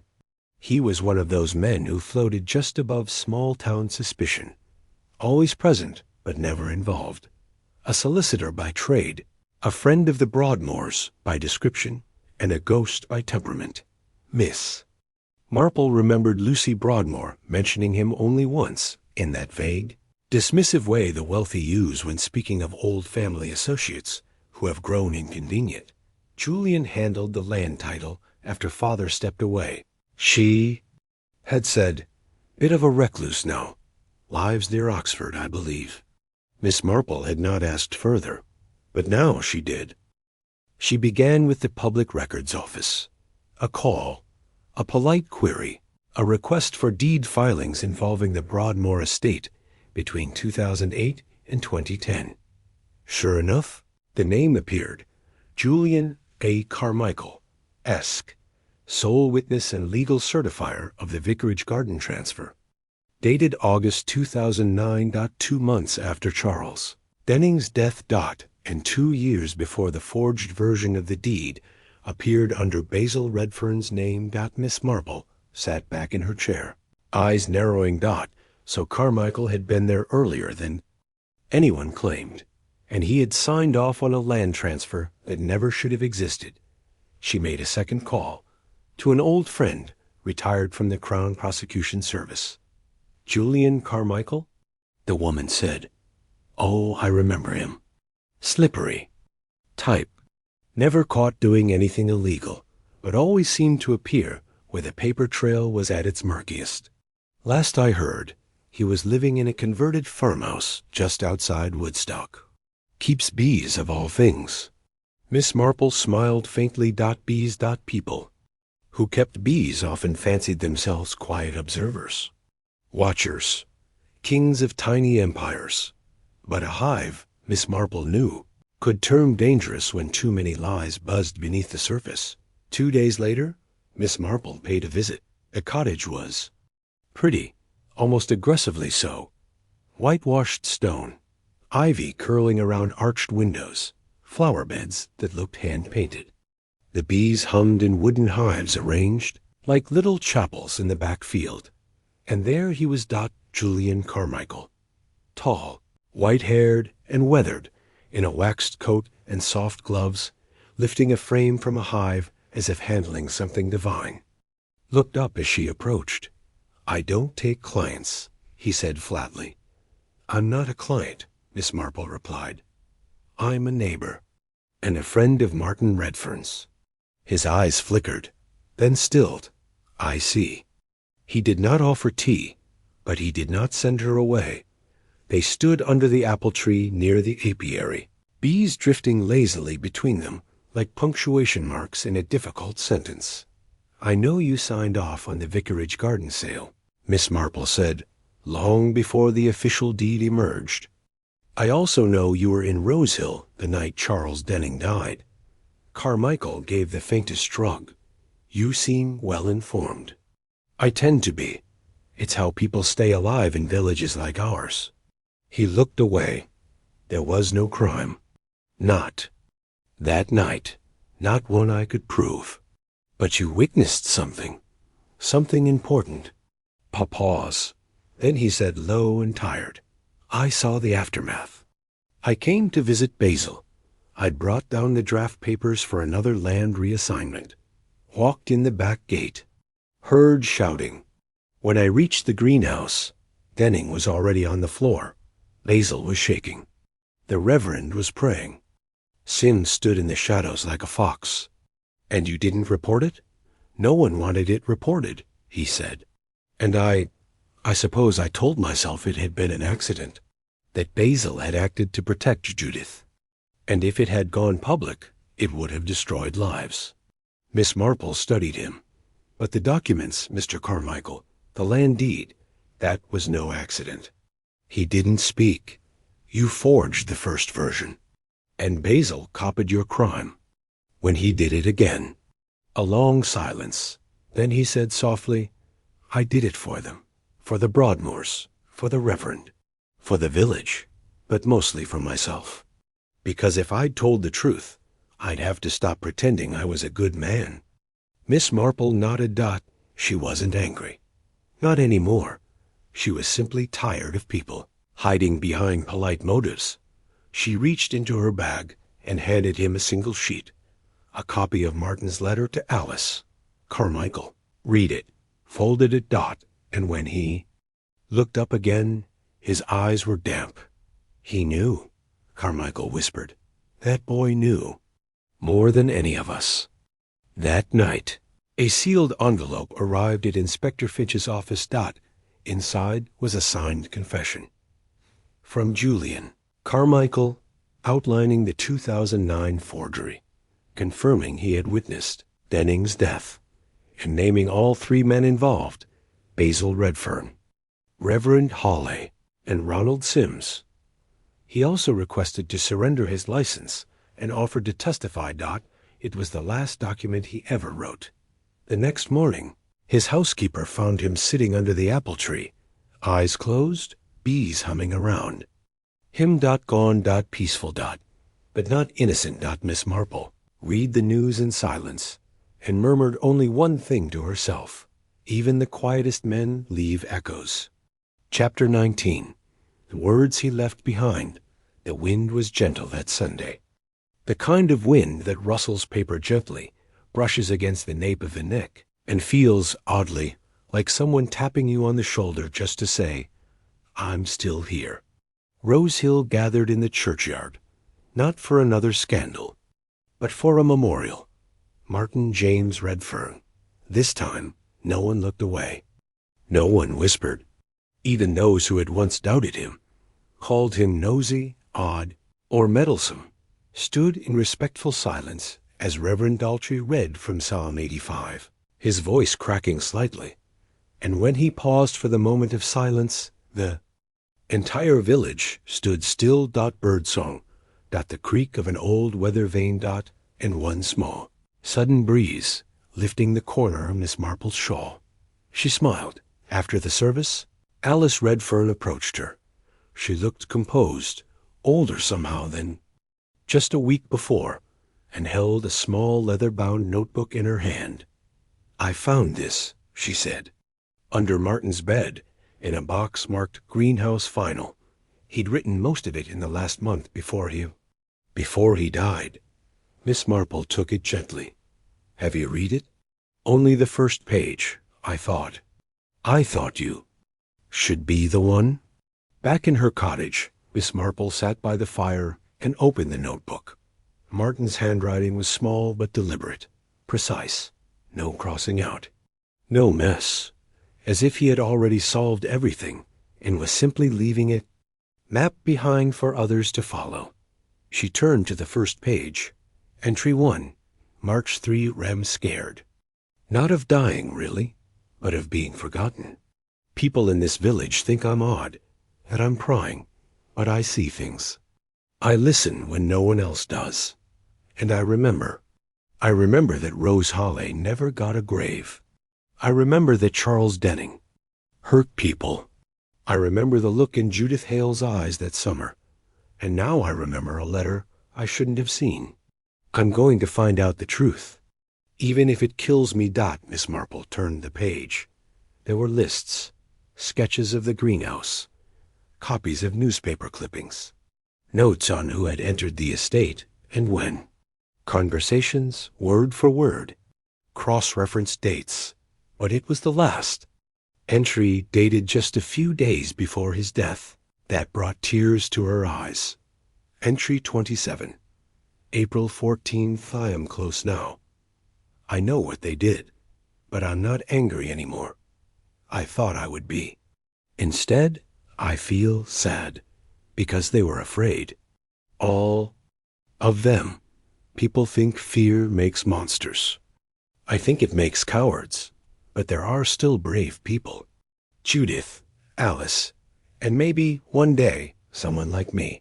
If anyone finds this, tell them I wasn't trying to destroy the village. I was trying to save it. Truth doesn't ruin places like Rosehill. Lies do. Miss Marple closed the notebook. She held it to her chest and exhaled slowly. The next day, she and Alice walked to the church together. There, on a small wooden shelf near Martin's memorial stone, they placed the notebook. Simple brass plaque beneath it read, "Let the truth live here." Villagers began stopping by. Some read a page. Some left flowers. Some just stood in quiet thought. But every visitor left changed, because Martin hadn't just exposed a crime.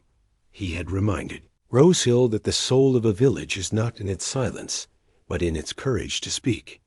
Later that week, as Miss Marple tended to her herbs, young Tommy Ackerman came up the lane on his bicycle. He stopped, panting. "There's a man here asking for you," he said. "Says he's from London. Says he knew Martin." Miss Marple raised an eyebrow. She wiped her hands, nodded, and stepped outside. A tall man in a worn blazer stood near her gate. When he turned, his eyes were red. And in his hand, folded, creased, and clearly reread 100 times, was a letter, Martin's handwriting. Miss Marple stepped forward, and the man spoke. "My name's Oliver. Martin and I. We were more than friends." He hesitated. "We were planning to leave Rosehill together. After he exposed everything, we had a flat picked out. He just wanted to finish what he'd started." Miss Marple gently took his hand. "You mattered to him," she said. "More than you know." Oliver blinked. "He said if anything happened, I should find you. That you'd understand." "I do," she whispered. And she did. Chapter 20. The final route.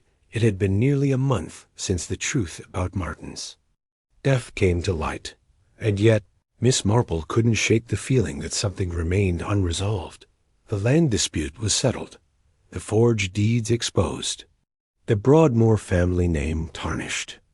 Sims and Reverend Hall were both facing formal charges, and Julian Carmichael's written confession had laid bare the extent of the fall. Cover-up. And yet, there was that feeling again, the one she'd learned to trust over decades of quiet observation. Not a hunch, not quite, but an unspoken question, hanging like a picture that had been hung slightly askew. It wasn't until she reread Martin's final journal entry that it struck her. "I'm close now. I know what they did. I feel sad because they were afraid. All of them. All of them." But the journal had never mentioned Helen Hall. And yet Martin had written extensively about Judith, Basil, Sims, the Reverend, even Julian Carmichael.